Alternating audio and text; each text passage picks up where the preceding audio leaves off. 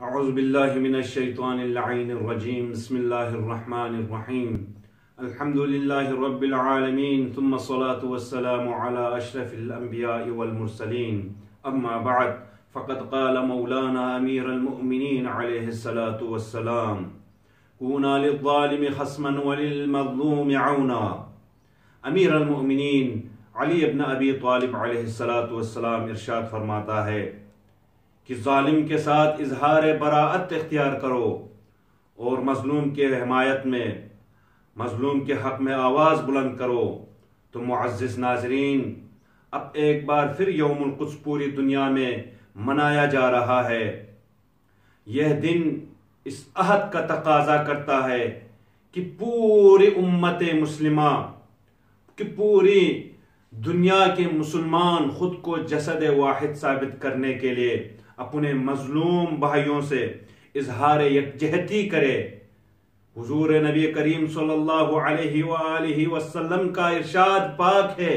کہ امت مسلمہ جسد واحد کے مانند ہے،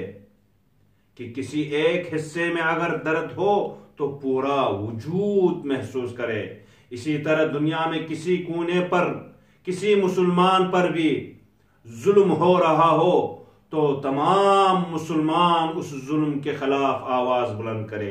تمام مسلمانوں کو اس ظلم کا درد محسوس ہو جائے۔ جس طرح نبی کریم کے فرمان کے مطابق اس جسم کے مانند ہے، جس جسم میں اگر کہیں پر درد ہو تو پورا جسم محسوس کرے، اسی طرح دنیا کے کسی کونے میں، چاہے فلسطین ہو، چاہے کشمیر ہو، چاہے انڈیا ہو، چاہے پاکستان ہو، چاہے نائجیریا ہو، کہیں پر کسی مسلمان پر بھی اگر کوئی ظلم ہو رہا ہو تو تمام مسلمان اس ظلم کے خلاف آواز بلند کرے۔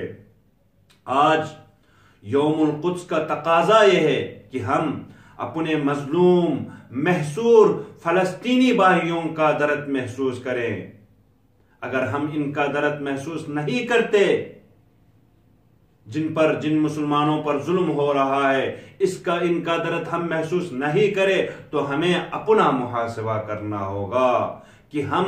نبی کریم صلی اللہ علیہ وآلہ وسلم کے حدیث کے مطابق ہیں یا نہیں ہے، ہم کہاں پر کھڑے ہیں۔ اگر ہم ان کے خلاف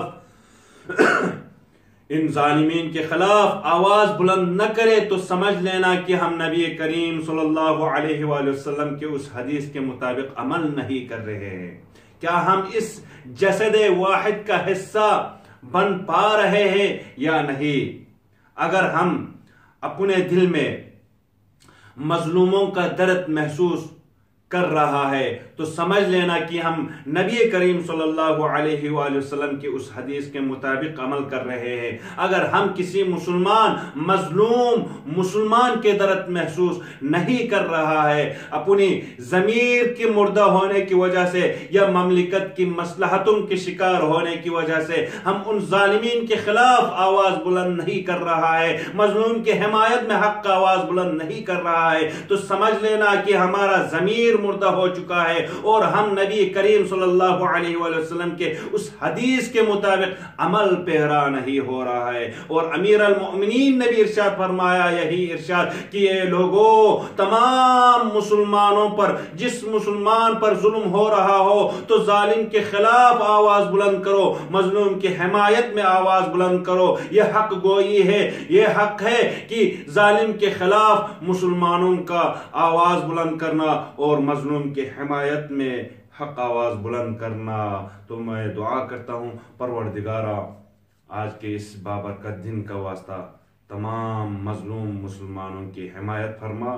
ان تمام ظالمین کو صفائے ہستی سے نیست و نابود فرما۔ وآخر دعوانا ان الحمد للہ رب العالمین۔